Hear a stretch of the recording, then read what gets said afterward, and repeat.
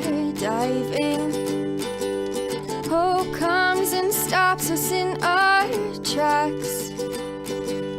Bravely we prove in our striving, trudging together each day. Where there's a will, there's a way.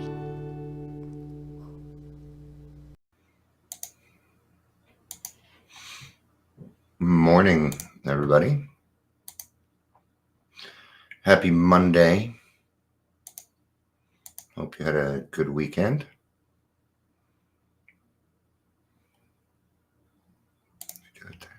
No. Hopefully they'll just deny the other one. I usually have therapy at this time, but fortunately, Medicaid. I'm just going to leave it at that. I'm a little upset about it, and I don't want to talk about it. Actually, I'm not a little upset about it. I'm a lot upset about it. But it's one of those things I'm going to have to accept. And I kind of needed my therapist this week, too. It's getting... I hate my hair. All right. I hate my hair.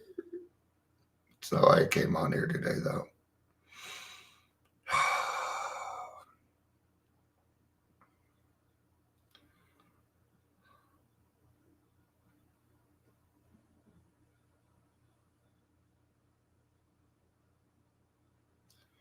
Still feeling the effects of last week. It's kind of tough, but I'm going to be getting out today.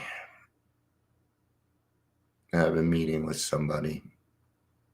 And it's not a huge meeting. It's not, I don't know what's going to become of it, honestly. But, tough talks. Going to have a tough talk, figure out what we can do. Wouldn't be surprised if there's a job offer. Who knows? Who knows what God's going to do in this world? We all know that I don't like being an employee. Let's put it that way. I don't like it. It's tough for me to be an employee.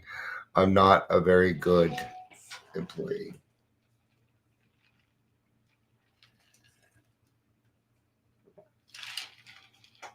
All right. I don't want to set that there. Let's set this over here. Okay. Let's do some introductions and kind of get started. Welcome to the Daily Trudge. My name is Dion. Hi. I'm an alcoholic. I'm a drunk.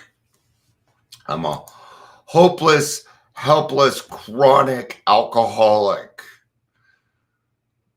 Get some more adjectives in there, right? Get some more adjectives in there. We're described a lot of different ways, and it isn't always fair, isn't it? It kind of feels like name calling once they start to, all these different words that they use to describe alcoholics. But gosh, there's a lot of different words that we could use about us when we're drinking and drugging, or in our cups. That's what I call it, in our cups. And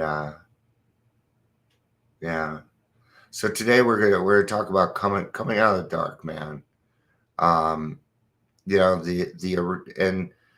what I wanted to talk about, it turns out that there's a reading that goes with this. It just turned out that way, that what I was thinking today was the reading for A Day at a Time in Hazleton.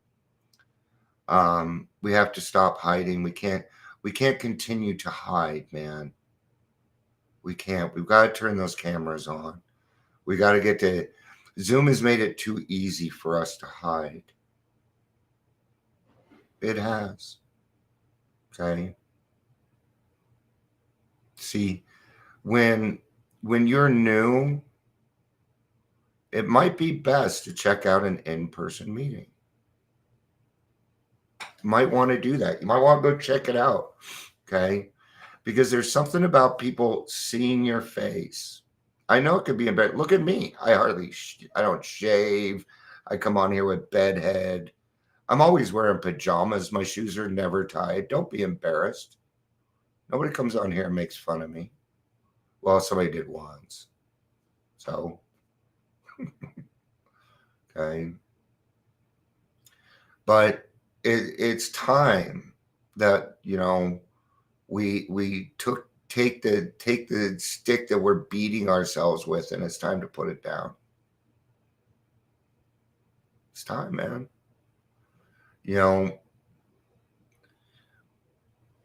We say that, well, quit tomorrow, and tomorrow just never quite gets here.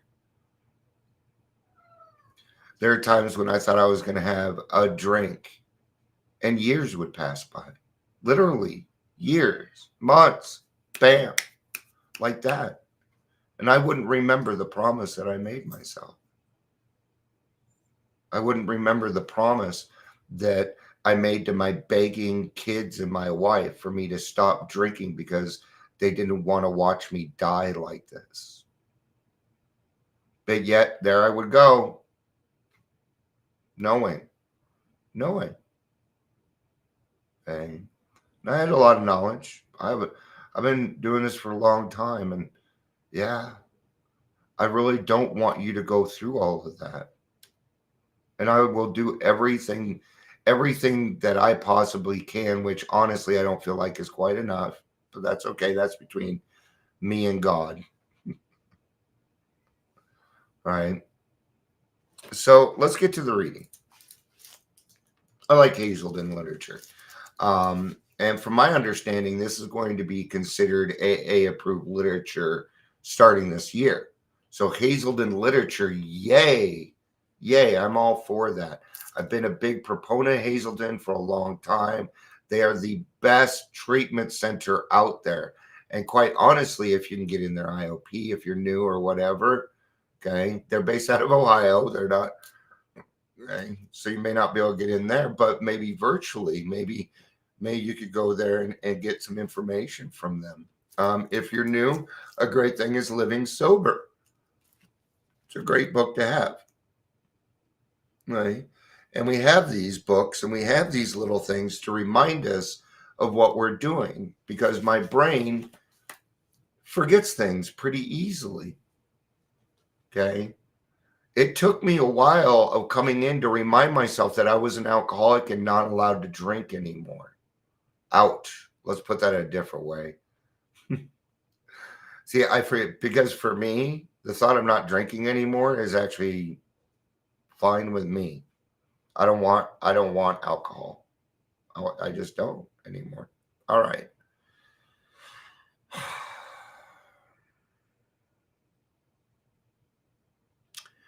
I used to imagine my life as a grotesque abstract painting, a montage of crises framed by end upon end catastrophes. My days were gray and my thoughts were grayer still. I was haunted by dread and by nameless fears. I was filled with self loathing. I had no idea who I was, what I was, or why I was. I miss none of those feelings. No. Screw guilt. I don't do guilt anymore. And people still try and guilt trip me, I think. I don't know. I don't catch it like I used to. I just ignore it. So it's kind of, I don't always catch it if somebody's trying to guilt me anymore, because I'm not that vested. All right. Unless it is somebody, unless my phone rings, then I know you want something. All right. It's okay. That's what I'm here for. I don't mind if my phone rings. I may not answer. Okay. I don't always answer. All right. I can if I will. Today, step by step, I'm discovering myself and learning that I can be free to be me. one of the harder things that I did, and it was these things right here that they say. It says, I had no idea who I was, what I was, or why I was. And when we don't know why we are, especially, I know for me, and I'll speak for me on this, I was lost. It was hopeless. That's how it felt. I felt hopeless. And when you're in the dark and you're comfortable there, there's not much to be seen, right? So what happens when let's say you close your eyes, but you're awake? What starts to happen behind your eyelids there? Well, you start to don't do you ever look at the back of your eyelids and see the little things that happen? Well, it's the same type of thing when we are drinking.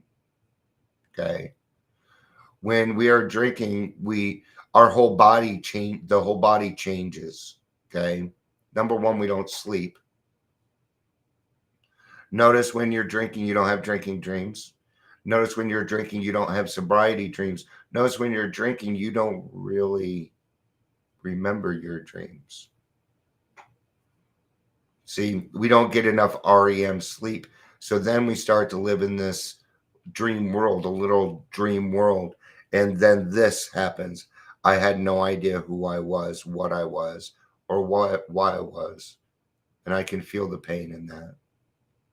Man, people are jumping on and leaving. I don't know what it was at 4. It was at 1, then 2, then 0, then 4, now 0. I have no idea.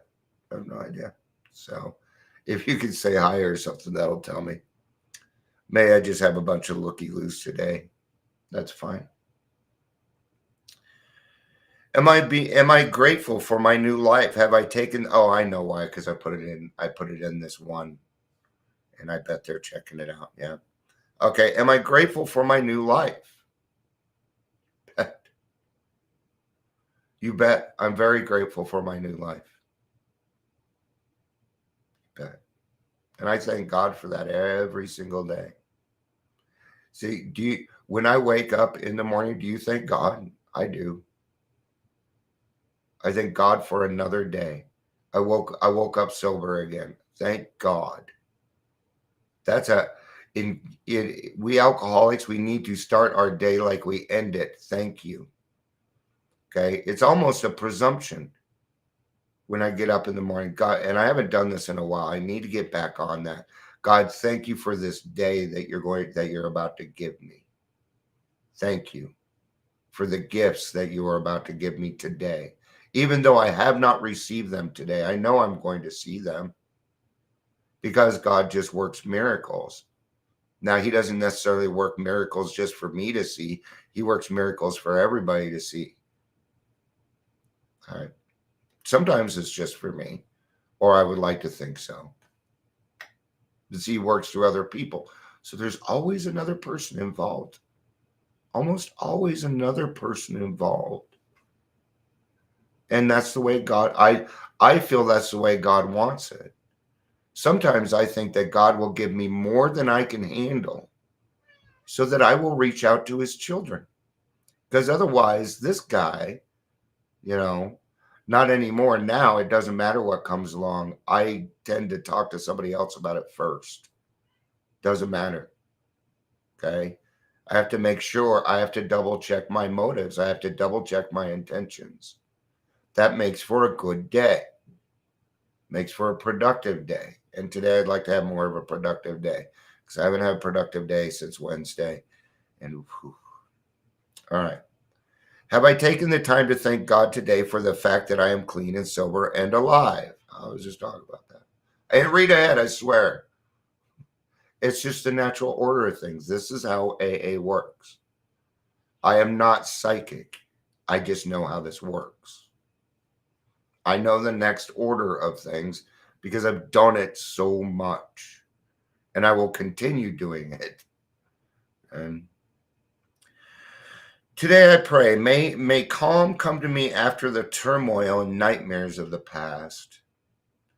As my fears and my self-hatred dissipate. See, we talk about our fears a lot, okay? But it is the self-hatred that keeps us from moving forward. I found that the only thing that was ever standing between me and my higher power was me. It was the only thing. I was the one that made that decision. So when it came to step 3, to make a decision, to turn my will and my life over to the care of God, that was an easy one for me. I didn't have anything left. I had been through the yets. I have experienced the yets. The only yet I haven't experienced is dying drunk. And it ain't going to happen.